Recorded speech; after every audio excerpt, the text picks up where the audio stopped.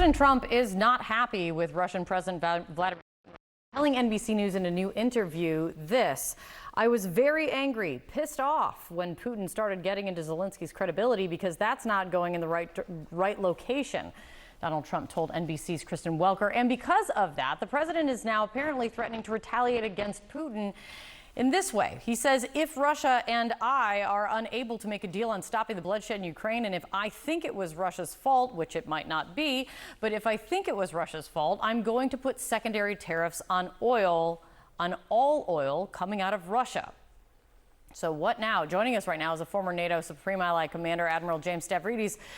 He's a partner at Carlyle Group and serves on the board or advises or as an advisor for a handful of defense-related companies. He is also the author of the newly released book, The Admiral's Bookshelf. It's good to see you. Thank you so much for being here. So these are some of, I would say, Donald Trump's strongest words against Russia as we've been watching these negotiations kind of take place. What do you think of this? Well, I find myself in agreement with President Trump. I'm pissed off at Vladimir Putin, too. So are 40 million Ukrainians, and so is any sensible person. We had to be angry with Putin because he invaded Ukraine. So I'm happy to hear the President of the United States express real frustration.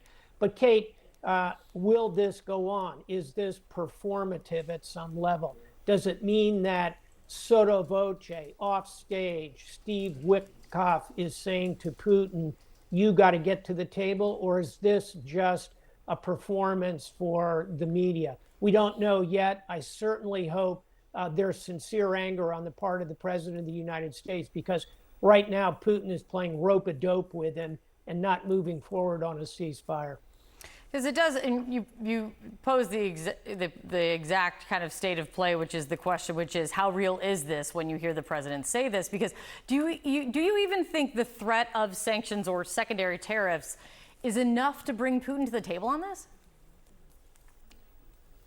I think it will influence Putin's decision making. It's probably necessary, but not quite sufficient to get him to the table. And Kate, worth pointing out two different things. Secondary tariffs would be much less of a hammer than secondary sanctions. Secondary sanctions would mean you do business with Russia, you can't do business with the United States. Secondary tariffs mean you do business with Putin, we're going to tax your goods coming here. Note that the president talked about secondary tariffs. I hope he ratchets that up to secondary sanctions. That would get Putin's attention, believe me. We also know that one thing that President Trump is keenly focused on is getting this rare earth minerals deal in place with Ukraine. And he talked to reporters about this last night. Let me play this for you. And I think Zelensky, by the way, I see he's trying to back out of the rare earth deal. And if he does that, he's got some problems, big problems. We made a deal with rare earth, and now he's saying, well, you know, I want to renegotiate the deal. He wants to be a member of NATO. Well, he was never going to be a member of NATO. He understands that. So if he's looking to renegotiate the deal, he's got big problems. So what the president might be referencing is Zelensky on Friday did kind of emphasize in a press conference Ukraine's not going to accept a deal that would jeopardize its accession to the European Union, saying that that cannot be accepted. What do you think of this? A negotiating position on the part of Ukraine, or really, I guess maybe more broadly, what do you think is or needs to be the priority for Ukraine in these very challenging talks now? I think the idea of pushing for an immediate entrance to NATO on the part of Ukraine is simply a negotiating position. And you always start a negotiation with a maximalist position, and then you move toward reality in the center. I think that's what we'll see the Ukrainians do here. A near-term membership in NATO, very unlikely. Over time, not impossible. But a closer entrance into the European Union, that would be something I would push for very hard from the perspective of President Zelensky. Bottom line, the Ukrainians would be wise to get this mineral deal done. It's clearly something very important to President Trump. And aid to Ukraine is clearly very important to the Ukrainians. Let's construct a win-win outcome here. I think we can do that. Admiral, it's good to see you. Thank you so much. Let's turn to Donald Trump, who is warning of further tariffs on Russia after launching a scathing attack on the Russian president over the weekend. The US president used an expletive to describe his anger at Vladimir Putin, who had questioned the credibility of Ukraine's president as a leader. Mr. Putin had suggested putting Ukraine under, quote, temporary administration as a peace deal is negotiated. Donald Trump clarified his comments on Air Force One. I think he'll be okay. But if he isn't, I was disappointed in a certain way. Some of the things that were said over the last day or two having to do with Zelensky, because when he considers Zelensky not credible, he's supposed to be making a deal with him, whether you like him or you don't like him. So I wasn't happy with that. But I think he's going to be good. And I certainly wouldn't want to put secondary tariffs on Russia, but if they were put on, it would not be very good for them.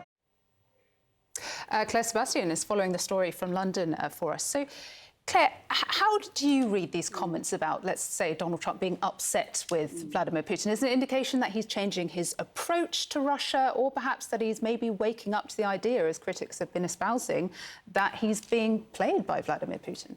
So I think what you can read into it is that there's a real sense of frustration. I think it's interesting that the trigger appears to be Putin's comments last week that he wanted to bring in some kind of UN-brokered temporary administration in Ukraine to carry out the negotiations. Now, Putin has repeatedly questioned the credibility of Zelensky. This has been part of his rhetoric going forward. Many, of course, especially in Ukraine, have read this as yet more evidence of Russia's unwillingness to negotiate in good faith, that he's essentially pushing for regime change in Ukraine as part of it. And we've heard President Trump parrot some of this. He said just a few days after his very first call with Putin that President Zelensky was a dictator because he hadn't held elections last year, which, of course, as we know, it is not allowed under the Ukrainian constitution because martial law is in place. So it's interesting that that's the trigger. But I think what we're seeing is real frustration, right? Because where we are, big picture, is that the US proposed sort of overall ceasefire, a 30-day temporary ceasefire, was rejected by Putin. Then Putin said he was going to, sign on. He said he was going to give the order to stop attacks on energy infrastructure. Ukraine says that's been repeatedly violated. And then we had the situation where he said yes to a Black Sea ceasefire, but proceeded to attach conditions to that, including sanctions relief, which the US has not granted as of yet. So it's stalled at this point. So I think the frustration is breaking through. Now, I don't know if we can go as far as saying that he has understood that he's being played by Putin. There was a couch in there. He said if it was Russia's fault, which it might not be, but if it was Russia's fault, then I'm going to put secondary tariffs on oil coming out of Russia. So that's one thing. And I think the second thing to note is that if you look at the actual pressure that he's putting, the stick that he's threatening to bring to bear in the form of secondary tariffs, that we don't know how that's going to work. We don't know if it would work. This would mean putting sanctions on countries, third countries who import Russian oil, the likes of China and India. Now, the sanctions have been structured all along to allow this to happen so that Russia, which exports 10% of global oil, Russian oil would not come off the market, sending prices up for everyone. So I think that is one thing to consider. We don't know if he's going to do it yet. And I think that's why you see the Kremlin shrugging this off today and saying, actually, we're just going to continue with the work that we've been doing to restore bilateral relations and continue down, some kind of solution on Ukraine. And meanwhile, there is still renewed scrutiny on Ukraine because Ukraine's President Zelensky said he's rejecting the US's latest deal on rare earth minerals. Just walk us through what we know about this new proposal from the United States, because it's not quite clear what's on the table. Yeah, so what we know, a couple of sources familiar with the matter told us last week that the US had presented a new proposal to Ukraine. And this proposal, apparently, according to these sources, expanded on the original proposal, which, as you remember, was set to be signed on February 27th, the day of that Oval Office spat between Presidents Trump and Zelensky. It would give, apparently, the US more control over Ukraine's mineral wealth. It would include all minerals, including oil and gas, all sort of natural resources. And I think, look, we can see now a disconnect between the US position and Kiev, which may have led to President Trump's frustration. He then hit back at Ukraine over the weekend, saying that, Zelensky's trying to back out of the deal, because we did see Zelensky let slip significant frustration over this last week. He said on Thursday the US keeps changing the terms. He said that they'd introduced a whole new document. He talked about it again on Friday, which contained some things that hadn't been discussed, some things that had already been rejected. So I think Ukraine feels a little bit blindsided by this. They want to give it the proper legal scrutiny. And meanwhile, we still see this sort of sense of urgency from the Trump administration to push towards this deal, which, of course, is moot if we don't have a ceasefire. This is a post-war deal that we're talking about, the mineral deal. All right, Claire, for now, thank you.